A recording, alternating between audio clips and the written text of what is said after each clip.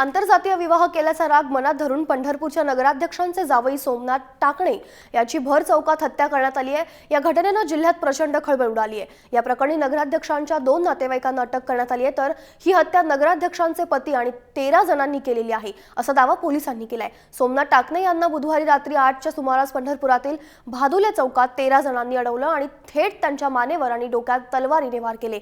यात सोमनाथ टाकणे यांचा जागीच मृत्यू झालाय। सोमनाथने नगराध्यक्ष साधना भोसले यांच्या मुलीशी 2.5 वर्षांपूर्वी आंतरजातीय विवाह केला होता। तेव्हापासून टाकणे आणि भोसले कुटुंबात वैमनस्य होतं। लग्न झाल्यानंतर सोमनाथ पत्नीसह अनेक महिने पंढरपूर बाहेर होता। त्यानंतर 1.5 महिन्यांपूर्वी सोमनाथ पत्नी आणि लहान मुलासह पंढरपूरला राहण्यासाठी आला होता।